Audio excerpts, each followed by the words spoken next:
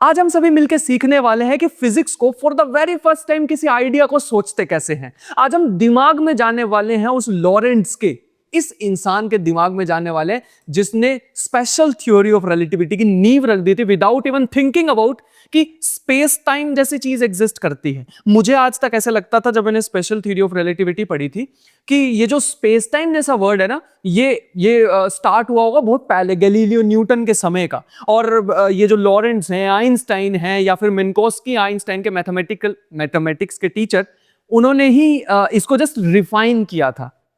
मैं गलत था, स्टोरी कुछ और ही है और वही स्टोरी आज मैं बताने के लिए आया हूं। सबसे पहले चलते हैं न्यूटन जी के पास, और साथ ही साथ याद रखना मैंने यहां पे ऊपर लिखा भी हुआ है most fundamental equation in physics. कई सारे ऐसे साइंटिस्ट हैं, जैसे एक व्हीलर हैं, रिचर्ड फाइनमैन हैं, और एक कीप थॉर्न है।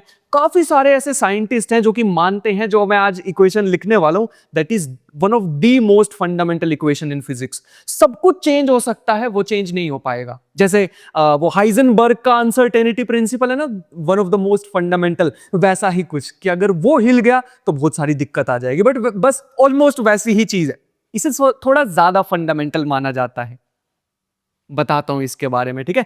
बट उससे पहले आते हैं कि न्यूटन मानते थे जो टाइम होता है ना, ये एब्सोल्यूट है। मतलब ये कहानी काफी बार सुन ली होगी। ये एक ट्रू ग्लोबल है, मतलब सबके लिए सेम, और साथ ही एक मैथमेटिकल है। पूरे यूनिवर्स में सबके लिए बीतेगा समय 1 सेकेंड पर सेकेंड, ठीक है।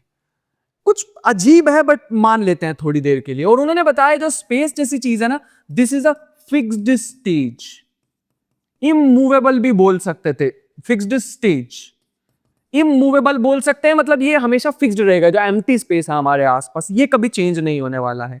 आइंस्टाइन जब 26 साल के आसपास थे तो उन्हें पसंद नहीं थे आइडियाज। बट आज मैं डायरेक्ट न्यूटन से जंप करके आइंस्टाइन पे नहीं आने वाला हूं। आज हम एक्चुअल में जानने वाले हैं भाई साहब ये जन्म कैसे हुआ स्पेशल रिलेटिविटी का। मजा तो तभी आएगा ना, मैं ट्राई करूंगा जितनी मिनिमम अमाउंट ऑफ मैथमेटिक्स हो सके उतनी यूज करने वाला हूं, वरना व्यूज कम आते हैं उन वीडियोस पे, इसलिए तो। बट डोंट वरी, मैथमेटिक्स से कॉम्प्रोमाइज नहीं करूंगा। तुम्हें एकदम ऐसा ऊपर से दिखा दूंगा कि अंदर ज्वालामुखी की लावा पड़ी हुई है, वो दिखेगी तुम्हें पूरी की पूरी mathematics. Don't worry at all.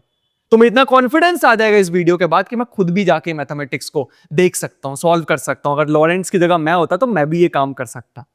दूसरी तरफ अगर हम आए, ये तो मैकेनिक्स के राजा थे। न्यूटन ऑलमोस्ट भगवान की तरह पूजे जाते थे। इवन आइंस्टाइन के रूम में भी न्यूटन की फोटो लगी हुई थी।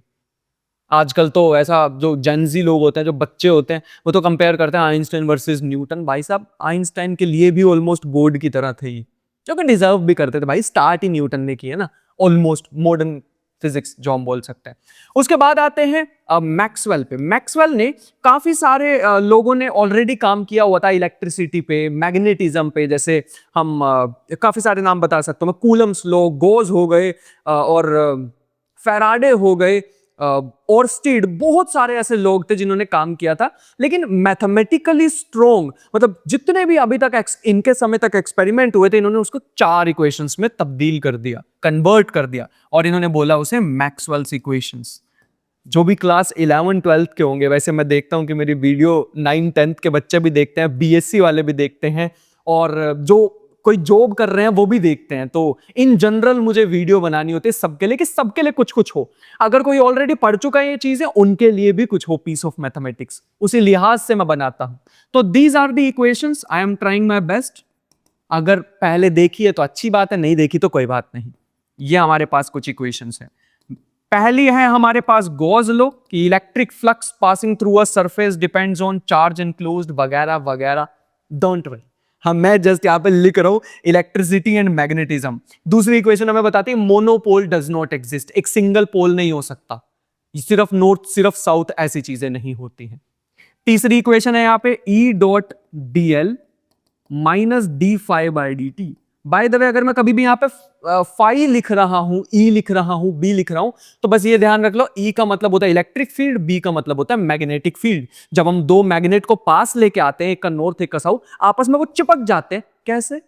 एक के बीच में से तो कोई हाथ नहीं है यार चिपकाने के लिए। मान लो मैं किसी से लड़ना चाहता हूं, क्या मैं यहां खड़े खड़े सामने वाले को घूसा मार दूंगा? ऑब्वियसली नहीं मार सकता ना। क्यों नहीं मार सकता? मैग्नेट्स में तो ऐसा हो रहा है यार कि अगर मैं एक नॉर्थ पोल को लूं, एक साउथ पोल को लूं, पास पास लेकर आपस में चिपक जाती, लेकिन मैं उसको घूसा क्यों नहीं मार पा रहा? मेरे लिए क्यों यूनिवर्स के अलग लॉज हैं एज कंपेयर टू मैग्नेट के? तो यहीं पे हम इसको और अंडरस्टैंडिंग को बढ़ाने के लिए कॉन्सेप्ट लेके आए, स्पेशली ये लेके आए फैराडे। तो सारा क्रेडिट फैराडे को जाना चाहिए। फैराडे लेके आए इलेक्ट्रिक फील्ड, मैग्नेटिक फील्ड। तो जितनी भी हम अपनी क्लास 12th में पढ़ते हैं इसके बारे में, वो सारा फैराडे ने हमें बताया था। और लास्ट इक्वेशन है B.dl is equal to mu naught I plus ID। हम इससे ज्यादा नहीं जाना चाहेंगे। These are the 4 Maxwell's equation. मैंने ये इक्वेशंस इसलिए लिखी ताकि तुम लोग जान लो कि ये रहा F इक्वल टू M। सिर्फ तुम लोग जान लो कि मैक्सवेल ने जितनी भी इलेक्ट्रिसिटी एंड मैग्नेटिज्म के एक्सपेरिमेंट्स हुए थे उस समय तक, सारे के सारे इन 4 इक्वेशंस में लेके आ गए। मैंने तो सिंप्लीफाइड वर्जन किया है। इसमें अगर मैं अपने कॉलेज लेवल वाला लिखता तो वो बहुत ज्यादा चीजें ऐसा मैसअप हो जाती, ग्रेडियंट, कर्ल, ऐसी ऐसी चीजें आ जाती जो मैंने BSc में पढ़ा था। तुम लोग भी आगे फ्यूचर में पढ़ोगे मुझसे ही, डोंट वरी, मैं ही ये सारी चीजें बता रहा हूँ। और वीकेंड्स पे तो मैं पूरा वीक क्या करता हूँ, जब भी मेरे को समय मिलता है ना, तो मैं कुछ कुछ चीजें अपने टॉपिक लिख लेता हूँ। जैसे मुझे कर्ल समझाना है किसी को, तुम लोगों को ही समझाना है। अब तुम लोग 11th 12th क्लास के स्टूडेंट्स हो, कुछ 9th 10th के भी देखते हैं। मैं इसे कैसे 9th 10th वालों को समझा सकता हूँ? 5 दिन में ये करता हूँ, फिर वीकेंड पे ये वाला सेशन लेके आता हूँ। ठीक है? तो न्यूटन का जो इक्वेशन है F इक्वल टू M में, ये मैक्सवेल की इक्वेशन। मैक्सवेल की इक्वेशन का एक चीज, एक कंक्लूजन हम याद रख लेते हैं। जब हमने इन चारों इक्वेशंस को कंबाइन करके एक सिंगल इक्वेशन बनाने की कोशिश की, तो हमें पता लगा कि एक कांस्टेंट सा निकल के आ रहा है, एंड दैट कांस्टेंट वाज रफली 3 into 10 की पावर 8 मीटर पर सेकेंड। लेकिन कोई बता सकता है ये तो देखा देखा सा नहीं लग रहा, this is speed of light. ऐसे कैसे हो सकता है कि इलेक्ट्रिसिटी और मैग्नेटिज्म के बीच में से स्पीड ऑफ लाइट नंबर आ रहा है? तो मैक्सवेल ने for the very first time यहां पर बताया कि जो लाइट होती है वो और कुछ नहीं, इलेक्ट्रोमैग्नेटिक वेव ही होती है। मतलब इलेक्ट्रिक फील्ड और मैग्नेटिक फील्ड वाइब्रेट कर रही होती है उसके बीच में। कितनी कमाल की बात है।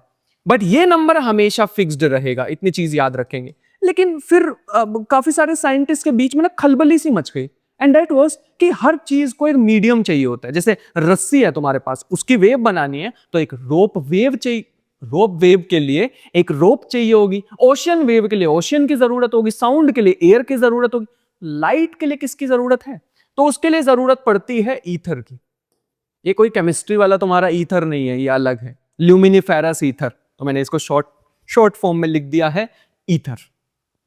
ऐसा साइंटिस्ट मानते थे कि हमारे पूरे के पूरे यूनिवर्स में ये चीज फैली हुई है, एक इनविजिबल सा फ्लूइड फैला हुआ है जिसके बीच में लाइट ट्रैवल करती है। अब प्रूव कैसे करें? एयर प्रूव कर रखी है हमने। अब जितने भी मीडियम है हमें पता है कैसे कैसे वो मीडियम है ये, लेकिन प्रूव नहीं हो रखी थी। तो साइंटिस्ट ने ऐसा सोचा, एक्सपेरिमेंट करके देखते हैं। उस समय के साइंटिस्ट ने सोचा कि अगर मैं अलग अलग डायरेक्शन से मेजर करूं तो शायद स्पीड ऑफ लाइट अलग अलग आए, है ना? अगर मैं एक लाइट बीम छोड़ूं, दूसरी लाइट बीम छोड़ूं अलग डायरेक्शन से, फॉर एग्जांपल, शायद उनकी स्पीड अलग अलग आ जाए। न्यूटन के समय में ही एक गैलीलियो थे जिन्होंने ऑलरेडी रिलेटिविटी का कॉन्सेप्ट दिया हुआ था। ये रिलेटिविटी का मतलब होता है अगर एक चीज ट्रैवल कर रही है 20 मीटर पर सेकंड से, दूसरी चीज ट्रैवल कर रही है 20 मीटर पर सेकंड से, तो अगर मैं इस चीज पे बैठ के दूसरी चीज को देखूंगा तो स्पीड 0 होगी। इसकी स्पीड रिलेटिव टू मी, ठीक है? लेकिन ऑन द अदर हैंड अगर इसकी स्पीड है 20 मीटर पर सेकंड और इसकी स्पीड है 20 मीटर पर सेकंड और मैं यहां पे बैठ जाऊं फॉर एग्जांपल इस चीज पे, अब मुझे इस एरो की स्पीड कितनी दिखाई देगी? अगर मैं एक एक्टिवा पे बैठ के जा रहा हूं, उस पे चाबी लगी हुई है एक्टिवा की, मुझे एक्टिवा पे जो चाबी लगी उसकी स्पीड कितनी दिखाई देगी? 0, रिलेटिव टू मी। मेरे रिस्पेक्ट में वो चाबी थोड़ी चल रही, वो तो वहीं पड़ी हुई है, मैं एक्टिवा के साथ चल रहा हूं। ऐसे ही मेरे लिए इसकी स्पीड 0 हो जाएगी और अगर इसकी स्पीड देखें तो 40 हो जाएगी।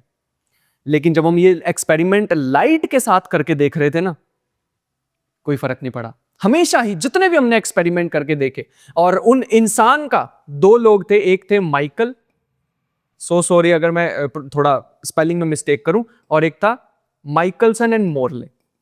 एक्सपेरिमेंट बहुत ही ज्यादा फेमस एक्सपेरिमेंट है, हमें कॉलेज में पढ़ाया गया था। मैं छोटी सी स्टोरी बताना चाहूंगा। हमारे टीचर थी, एक मैम थी, तो उन्होंने ना एक बार कहा कि आज मैं तुम्हें एक ऐसा एक्सपेरिमेंट पढ़ाने वाला हूँ जो कि बहुत बड़ा है, 5-6 मार्क्स का आता है एग्जाम में, and at the end of the day उसका रिजल्ट था कुछ भी नहीं।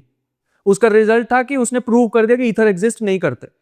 तो उस समय तो नहीं बोल पाया, लेकिन आज मैं उन मैम को कहना चाहूंगा, बहुत यंग थी वो मैम, मैं कहना चाहूंगा कि मैम वो एक्सपेरिमेंट बहुत ज्यादा जरूरी था, बहुत ज्यादा जरूरी, क्योंकि उससे पता लगा था, आइंस्टाइन को हिंट मिला था कि जो चीज दिख नहीं सकती है, जिस चीज को हम महसूस नहीं कर पा रहे, एक्सपेरिमेंटली प्रूव नहीं कर पा रहे, तो उसे कचरे में फेंक देना चाहिए। इस एक्सपेरिमेंट के कंक्लूजन से आइंस्टाइन, उस 26 साल के लड़के ने अपनी स्पेशल थ्योरी ऑफ रिलेटिविटी के जो 2 पोस्टुलेट हैं वो दिए थे।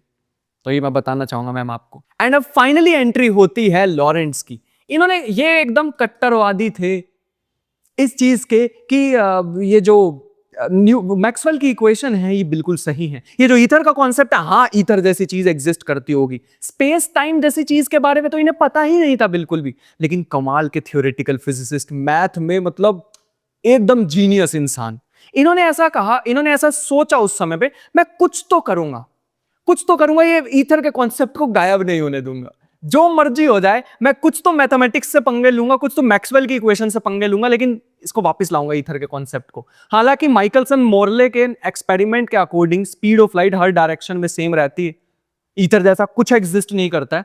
बट इन्होंने सोचा एक बड़ा कमाल की चीज, जो कि मैं अब तुम लोगों को बताऊंगा तो तुम लोग भी सरप्राइज हो जाओगे। इन्होंने ऐसा सोचा कि अगर मैं इस स्पेस में से, स्पेस टाइम नहीं, उस समय स्पेस, अगर मैं स्पेस में से मूव करने की कोशिश करूं ना, तो मेरे जो एटम्स है, फॉर एग्जांपल मेरा ये ग्लास है, अगर ये ग्लास इस स्पेस में से मूव करने की कोशिश करे, तो जो इसके एटम्स है ना, उन पे इलेक्ट्रोमैग्नेटिक फोर्स लगेगा और ये पिचक जाएंगे।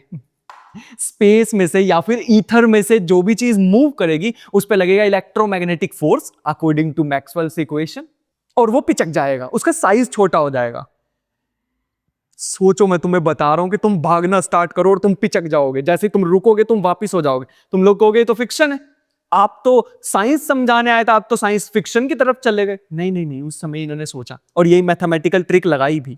इन्होंने ऐसे सोचा कि जो गैलीलियन रिलेटिविटी है, जनरल रिलेटिविटी नहीं, गैलीलियन रिलेटिविटी है, which is x dash equal to x plus vt, अगर एक पर्सन तुम्हारे रिस्पेक्ट में v वेलोसिटी से चलना स्टार्ट कर दे, by the way I am talking about constant speed at the moment, तो v इक्वल टू कांस्टेंट है यहां पर, ठीक है, एक्सेलरेशंस वगैरह को नहीं लेके आ रहा हूं।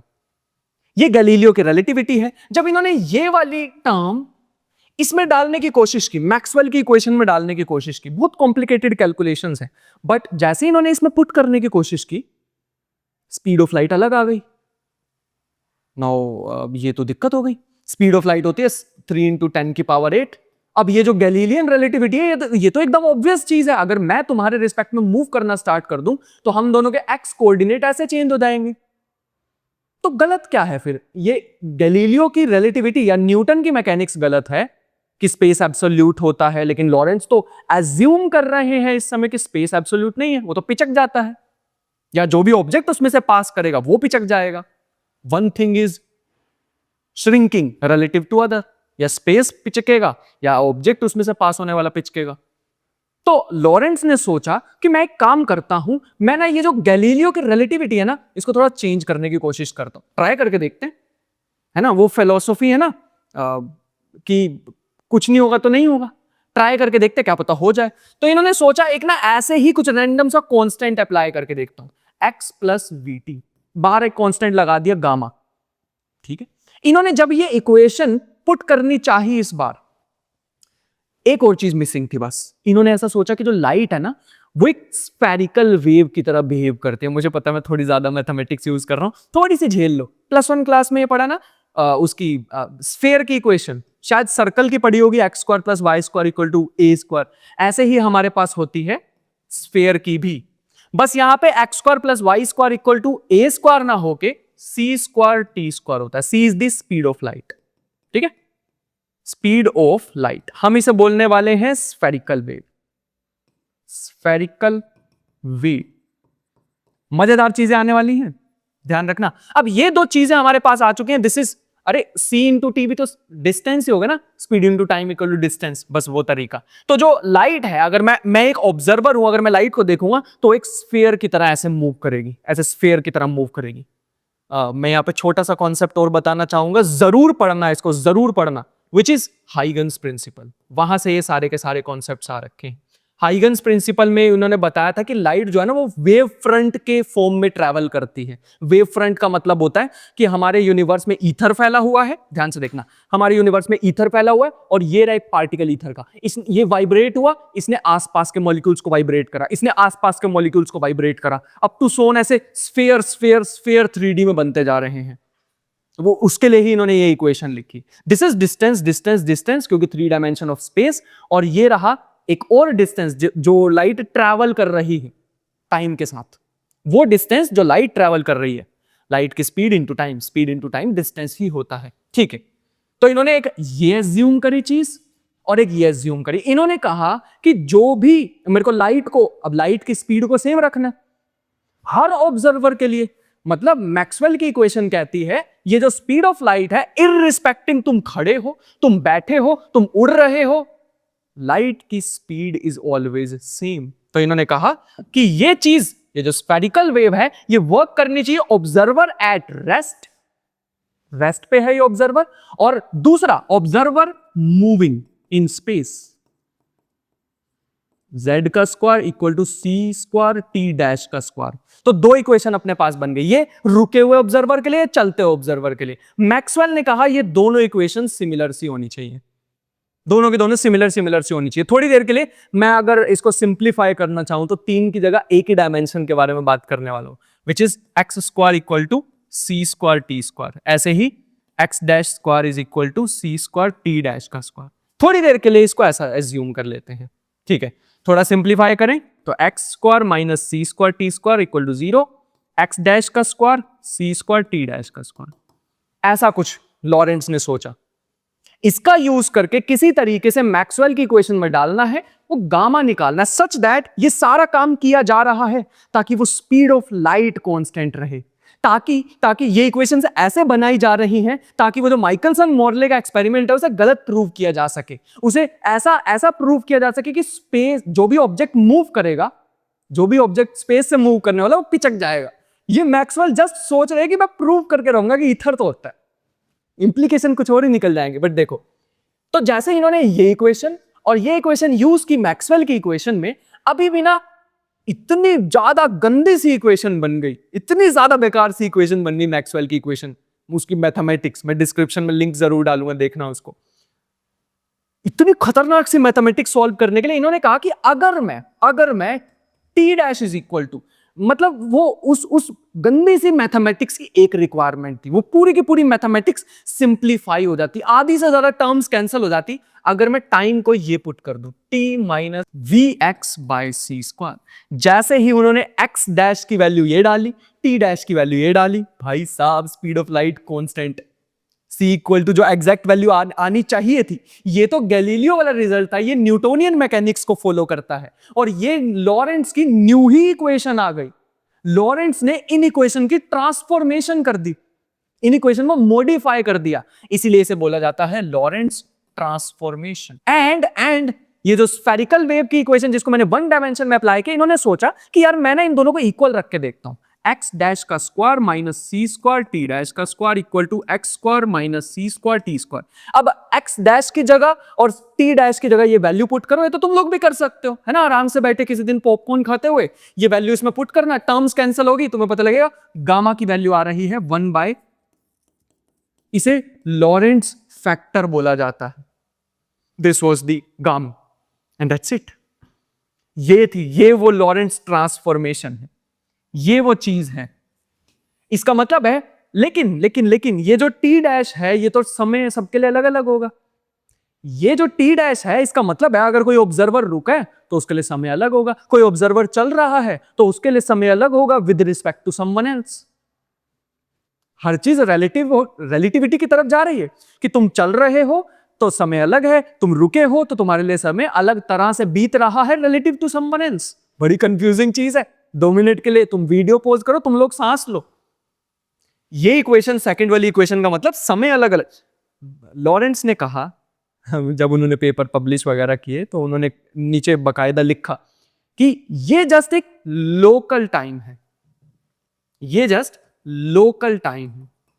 यूनिवर्सली अभी भी टाइम इज एब्सोल्यूट, और यही गलती कर दी इन्होंने। अभी भी ये भगवान न्यूटन को ही मान रहे हैं। इन्होंने कहा कि जो टाइम होता है वो एब्सोल्यूट ही है, सबके लिए सेम, हर जगह पे same. It is ticking, clock is ticking 1 second पर second as usual in every corner of the universe. But ये तो जस्ट एक लोकल टाइम है, ये जस्ट एक मैथमेटिकल, मैं एग्जैक्ट वर्ड लिखना चाहूंगा, इन्होंने कहा ये जस्ट एक मैथमेटिकल ट्रिक है जो कि वर्क कर रही है। श्रिंकिंग ऑफ स्पेस के बारे में, श्रिंकिंग ऑफ टाइम के बारे में बात हो रही है, जस्ट मैथमेटिकल ट्रिक है मैक्सवेल की इक्वेशन को सही करने के लिए। बस ये इंटरप्रेट नहीं कर पाए, और वो काम किया आइंस्टाइन ने। आइंस्टाइन ने ये जो दो ट्रांसफॉर्मेशन है, ऐसे ही मैं वाई जेड के लिए भी लिख सकता हूं, क्या फर्क पड़ेगा, यहां वाई के लिए जेड के लिए भी सेम इक्वेशन लिख दो, थर्ड डायमेंशन तक पहुंच जाओ। बट आइंस्टाइन आए और उन्होंने देखा कि जो चीज मैंने स्टार्टिंग में भी बोला था ना, जो चीज दिखाई नहीं दे सकती उसको उठा के डाल दो कचरे के डब्बे में, विच इज ईथर।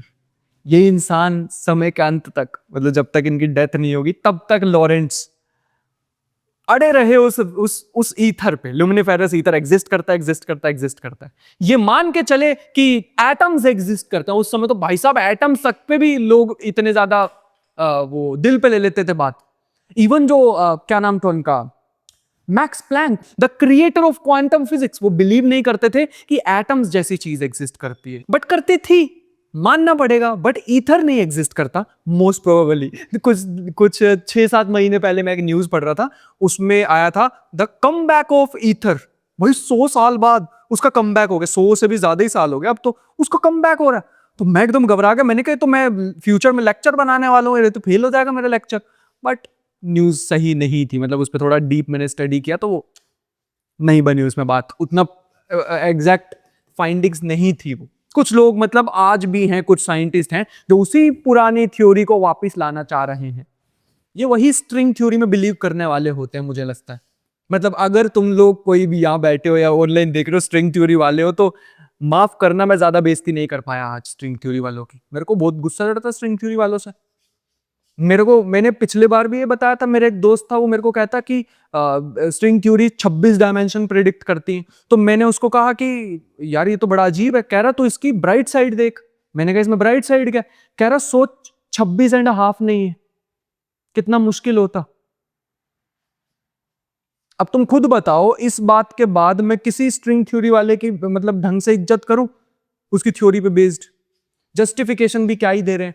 आइंस्टाइन ने इन्हीं के जो दो अभी जो मैंने ट्रांसफॉर्मेशन बताई, इन्हीं के कंक्लूजन, इन्हीं की इंटरप्रिटेशन बताई, जिसकी वजह से वो फेमस हो गए। आइंस्टाइन ने वो जो एटम्स पे लोग बिलीव नहीं करते थे, आइंस्टाइन ने एक तरीका बताया जिससे हम एटम्स को मेजर कर सकते हैं। 4 टोटल पेपर पब्लिश किए इन्होंने, वो आइंस्टाइन की इक्वल टू mc²।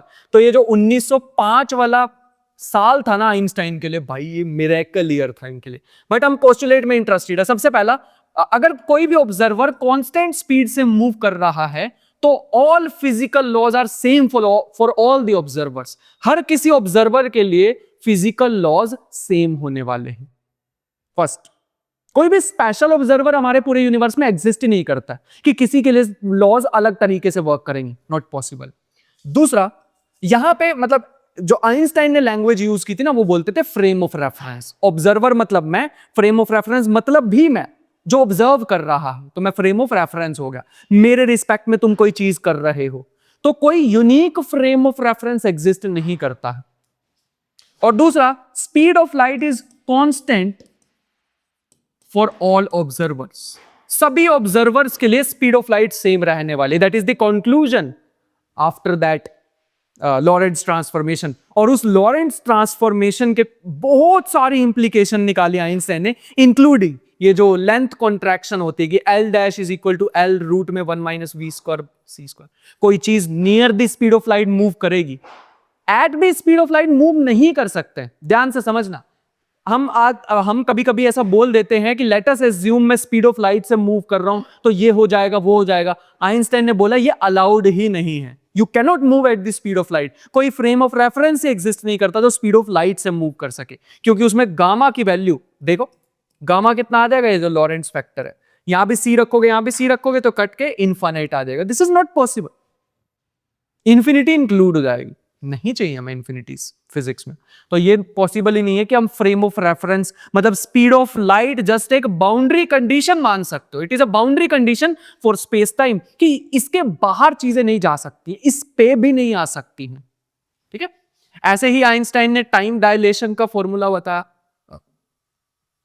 ऐसा कुछ रूट में 1 minus B square by C square. ऐसे ही रिलेटिविस्टिक मास के बारे में बताया, M naught 1 minus B square by C square. कितनी सारी इंप्लीकेशन निकाल दी, लेकिन वेट अ सेकेंड, एक चीज जो कभी चेंज नहीं हो सकती, कभी भी चेंज नहीं हो सकती, irrespective of any observer, depending on observer. भाई अगर जो रोड है वो near the speed of light से मूव कर रही है, उस रोड के लिए वो खुद श्रिंक थोड़ी होगी। अगर कोई पार्टिकल है वो मूव कर रहा है near the speed of light, उस पार्टिकल के खुद के रिस्पेक्ट में खुद का मास इंक्रीज नहीं होगा। अगर मैं नियर द ब्लैक होल चले जाऊं या फिर मैं बहुत तेज मूव करना स्टार्ट करूं तो मेरी घड़ी 1 सेकंड पर सेकंड ही बिताएगी। लेकिन कोई दूसरा ऑब्जर्व करेगा मेरा टाइम, तो मेरा टाइम स्लो हो जाएगा। क्या कोई ऐसी चीज है तो सभी ऑब्जर्वर के लिए सेम है? चाहे वो चल रहा है, चाहे वो रुका हुआ है, चाहे वो near the speed of light है, चाहे वो स्पीड ऑफ लाइट पे, चाहे कुछ भी हो जाए। And that is finally space time interval. That is x square minus, ये थोड़ा ढंग से लिखना चाहूंगा, ऐसा कुछ। मैं थोड़ा सा कंफ्यूजन एलिमिनेट करने के लिए बस यहां पे सी स्क्वायर लगा देता हूं, बट यूजुअली जितनी भी टेक्स्ट बुक होती है वहां पे इस सी को नहीं लिखा जाता, स्पीड ऑफ लाइट को 1 मान लिया जाता है। आने वाले सेशंस होंगे उसमें मेरे को, क्योंकि स्ट्रिंग थ्योरी की तरफ तुम लोगों को, अभी वो बेइज्जती कर रहा था स्ट्रिंग थ्योरी की तरफ तुम लोगों को जब मैं लेके जाऊंगा ना, तो ये सी नहीं लिखा करूंगा, और फिर मैं तुम लोगों को इसी की और ज्यादा डीप चीज, विच इज आइंस्टाइन के जो एक अभी जो मैथमेटिक्स के टीचर के बारे में मैं बता रहा था, उनका नाम था मिन्कोव्स्की। इन्होंने बताया 4 डायमेंशनल स्पेस टाइम के बारे में। आइंस्टाइन ने नहीं बताया, याद रखना, उनके टीचर थे, जो टीचर आइंस्टाइन से बहुत कलपते थे, उन्होंने बताया 4 डायमेंशनल स्पेस टाइम के बारे में। अभी तो मैं 1 डायमेंशन स्पेस का 1 डायमेंशन टाइम के बारे में बताने वाला हूं। अभी मैंने एक इक्वेशन लिखी थी ना, सी स्क्वायर टी स्क्वायर। थोड़ी देर के लिए सी को 1 मान लेते हैं, थोड़ी देर के लिए सी को 1 मान लेते हैं, और इसका मतलब है जो यहां पे डिस्टेंस मेजर होगा वो 1 लाइट सेकंड मेजर होगा, ठीक है। टाइम तो सेकंड में मेजर होगा, लेकिन डिस्टेंस 1 लाइट सेकंड में मेजर होगा। 1 लाइट सेकंड का मतलब है distance travelled by light in 1 second. बहुत बड़ा नंबर होता है भाई वो, 3 × 10⁸ मीटर। इतना बड़ा नंबर है वो। 3 के आगे 8 जीरोस, ये नंबर है। इतने मीटर चलना है 1 सेकंड में, ठीक है। तो ये थोड़ी सी कन्वर्जन्स है जिसको ध्यान रखना। अब मैं डायग्राम बनाना चाहूंगा, दोनों साइड से स्क्वायर तो उड़ा नहीं सकता, तो कुछ ऐसी सी चीज बनेगी। तो ये है हमारे पास, अगर मान लो मैं यहां पे हूं ओरिजिन पे, तो ये रहा मेरा पूरा का पूरा फ्यूचर, ये रहा मेरा पूरा का पूरा पास्ट। जो चीज यहां पे है वही मुझे अफेक्ट कर सकती है, जो चीज यहां पे है वही फ्यूचर में जा सकती है मेरे साथ। ये मेरा पूरा का पूरा पास्ट है, ये मेरा पूरा का पूरा फ्यूचर है, क्योंकि मैंने एक्सट्रीम बनाया है ये ग्राफ को। कहने का मतलब है अगर मुझे इस ग्राफ को थोड़ा सा और टेढ़ा करना है, यहां पे इससे ज्यादा क्यों नहीं खुल सकता? ये ऐसा कौन सा ही क्यों बन रहा है? अगर मैं इसको 3 डायमेंशन में सोचने की कोशिश करूं, व्हाई दिस कोन? क्योंकि इससे ज्यादा स्लोप नहीं हो सकता। इससे ज्यादा अगर यहां पे मैं हूं और मुझे इसके साथ कुछ छेड़खानी करनी है, तो मुझे स्पीड ऑफ लाइट से ज्यादा स्पीड लानी पड़ेगी, क्योंकि मैंने ग्राफ इसको यूज करके बनाया है। अगर स्पीड ऑफ लाइट को मैं 1 मान लूं तो ऐसा सा ग्राफ, ऐसी सी इक्वेशन बनेगी, x = +-t। इससे ज्यादा नहीं हो सकता स्लोप। बाय द वे, याद आया अपनी क्लास में पढ़ा होगा y = mx + c। c यहां पे छोड़ दो, ओरिजिन। c का मतलब होता है y इंटरसेप्ट, कहां से पास कर रही है रे। m का मतलब होता है स्लोप। लो, जो वीडियो में बताना चाहूंगा, लो तुम लोग कह रहे थे कि मैथमेटिक्स नहीं कराते, देखना छोड़ के चले जाएंगे व्यूअर्स बहुत सारे। तुम तो समझदार इंसान हो, तुम तो रुकोगे, लेकिन काफी सारे छोड़ के चले जाएंगे। तो यहां पे ये जो स्लोप है, ये 1 hand, that is the maximum slope. यहां पे दिख रहा होगा ना, x = +1t। This is the maximum slope. अगर किसी को भी पास्ट में जाना है तो एक ही रास्ता है, ये ऐसे जाना होगा। लेकिन यहां से यहां निकलने के लिए हमें स्पीड ऑफ लाइट से ज्यादा स्पीड की जरूरत होगी। ये जो डायग्राम्स हैं, ये डायग्राम हमें आइंस्टाइन ने नहीं, लॉरेंट्ज ने नहीं हमें बताया, मिन्कोस्की आइंस्टाइन के टीचर ने। एंड दैट इज इट, ये जो चीज है that is x square minus, या फिर ये जो हमारे पास इंटरवल है, that is everything, that is invariant. याद रखना इस वर्ड को, ये है invariant, one of the most fundamental thing in our universe. ये कभी चेंज नहीं होता। किसी के लिए डिस्टेंस चेंज हो सकता है, टाइम चेंज हो सकता है, but the combination of that distance and time is this, it is irrespective of the observer. चाहे तुम इसको टी के लिए लिख लो, इसको टी डैश के लिए लिख लो, does not matter at all, ये फर्क नहीं पड़ता है इसको। आई होप कि मैं काफी सारी चीजें बता पाया हूं और थोड़ा थोड़ा सा हिंट दे पाया हूं कि कैसे चीजें स्टार्ट हुई और कहां तक पहुंची। आने वाले मतलब जो लेक्चर्स हैं उसमें और ज्यादा डीप जाएंगे, थोड़ा मैथमेटिकल हैवी रखना चाहूंगा मैं नेक्स्ट लेक्चर को। बट तब तक के लिए अपना ख्याल रखो तुम लोग भी, और जो वीडियो देख रहे हैं वो भी, और मिलते हैं नेक्स्ट वीडियो में। तब तक के लिए बाय बाय।